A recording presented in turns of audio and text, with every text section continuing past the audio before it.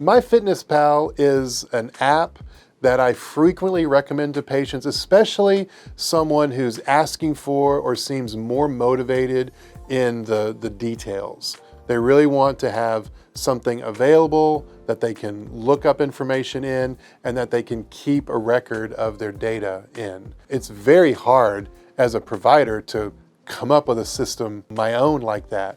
And so I really do recommend MyFitnessPal for patients who are wanting to really know their numbers and watch them change and ask good questions about them.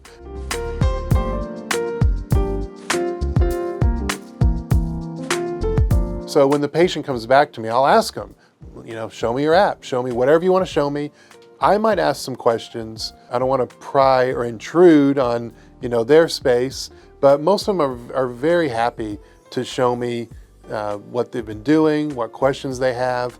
I can ask some simple questions to get feedback from them. MyFitnessPal is one of the apps that I really do recommend patients start using. And when you use it in conjunction with your doctor, you get even more strength and power out of that process. Thanks a lot for watching. I hope you found this really helpful.